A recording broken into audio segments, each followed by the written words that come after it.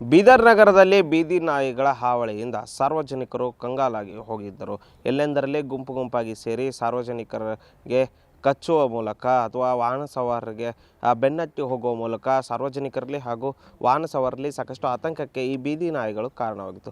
ಈ ಬೀದಿ ನಾಯಿಗಳ ಹಾವಳಿಯನ್ನು ನಿಯಂತ್ರಣ ಮಾಡಲು ಬೀದರ್ ಮಹಾನಗರ ಪಾಲಿಕೆ ಒಂದು ವಿನೂತನವಾದ ಪ್ರಯತ್ನವನ್ನು ಮಾಡಿದ್ದು ಏನೋ ನಾಯಿ ಸಂರಕ್ಷಣಾ ಕೇಂದ್ರ, ಪ್ರಾಣಿ ಸಂರಕ್ಷಣಾ ಕೇಂದ್ರವನ್ನು ತೆರೆಯುವ ಮೂಲಕ ಈ ಬೀದಿ ನಾಯಿಗಳ ಹಾವಳಿಗೆ ತಡೆ ಒಡ್ಡುವ ಕೆಲಸವನ್ನು ಮಾಡ್ತಾ ಇದೆ. ನೋಡ್ತಾ ಇರ್ಬೋದು ನೀವೀಗ ಏನೋ ಬೀದರ್ನ ಜನವಾಡಕ್ಕೆ ಹೋಗೋ ರಸ್ತೆಯಲ್ಲಿ ಚಿಕ್ಕಪೇಟೆ ಬಳಿ ಏನೋ ಒಂದು ಪ್ರಾಣಿ ಸಂರಕ್ಷಣಾ ಕೇಂದ್ರವನ್ನು ಏನೋ ಬೀದರ್ನ ಮಹಾನಗರ ಪಾಲಿಕೆ ಮಾಡಿದ್ದು. ಇಲ್ಲಿ ರಸ್ತೆಯಲ್ಲಿ ಹೆಚ್ಚಾಗ್ತಿರುವಂಥ ಅಥವಾ ಏನು ನಗರದಲ್ಲಿ ಹೆಚ್ಚುತ್ತಿರುವಂಥ ಬೀದಿ ನಾಯಿಗಳನ್ನು ಇಲ್ಲಿ ಕರೆತಂದು ಇವುಗಳನ್ನು ಸಂರಕ್ಷಿಸುವ ಕೆಲಸವನ್ನು ಮಾಡ್ತಾಯಿದ್ರೆ.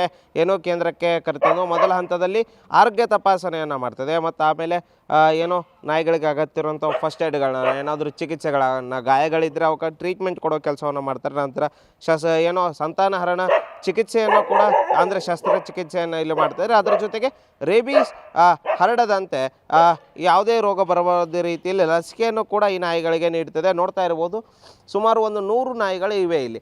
ಅಂದರೆ ಬೇರೆ ಬೇರೆ ಕಡೆ ಒಂದು 4 ಘಟಕಗಳನ್ನ ಒಂದೇ ಘಟಕದಲ್ಲಿ ಡಿವೈಡ್ ಮಾಡಿ 4 ಸೆಕ್ಷನ್ಗಳನ್ನ ಮಾಡಿ ಇಲ್ಲಿ ತಂದು ಬಿಡಲಾಗ್ತಿದೆ. ಏನು ನಾಯಿಗಳನ್ನ ತಂದು ಅವಕ್ಕೆ ಶಸ್ತ್ರಚಿಕಿತ್ಸೆ ಆಗಿರ್ಬೋದು, ರೇಬೀಸ್ ಇದು ಆಗಿರ್ಬೋದು, ಎಲ್ಲವನ್ನು ಕೊಟ್ಟು ಅವುಗಳನ್ನ ಆರೈಕೆ ಮಾಡ್ತಾರೆ. ಅಂದರೆ ಎಲ್ಲನೂ ಮಹಾನಗರ ಪಾಲಿಕೆಯಿಂದನೇ ಅವುಗಳಿಗೆ ಫುಡ್ ಕೂಡ ನೀಡಲಾಗ್ತಾಯಿದೆ. ಟೈಮ್ಗೆ ಊಟವನ್ನು ನೀಡಿ ಅವುಗಳನ್ನ ಸಂರಕ್ಷಿಸುವ ಕೆಲಸವನ್ನು ಮಾಡ್ತಾಯಿದ್ದಾರೆ. ನೋಡ್ತಾ ಇರ್ಬೋದು ಇಲ್ಲಿ ಕುಡಿಯೋಕೆ ಅವಕ್ಕೆ ನೀರನ್ನು ಕೂಡ ಇಟ್ಟಿದ್ದಾರೆ. ಅಂದರೆ ಏನು ಈಗ ಸದ್ಯ ಸ್ಟಾರ್ಟಿಂಗ್ ಡೇಸ್ ಇರೋದ್ರಿಂದ ಏನು ಆಚೆಯಿಂದ ಆಹಾರವನ್ನು ತಂದು ಇಲ್ಲಿ ನಾಯಿಗಳಿಗೆ ನೀಡ್ತಾಯಿದ್ದು. ಇನ್ನೊಂದು ಸ್ವಲ್ಪ ದಿವಸದಲ್ಲಿ ಇಲ್ಲೇ ಆಹಾರವನ್ನು ತಯಾರು ಮಾಡೋಕ್ಕೆ ಕೂಡ ಮಹಾನಗರ ಪಾಲಿಕೆ ಮುಂದಾಗಿದ್ದು. ನೋಡ್ತಾ ಇರ್ಬೋದು ಇಲ್ಲಿ ಕಟ್ಟಡ ಏನು ಕಾಣ್ತಾ ಇದೆ.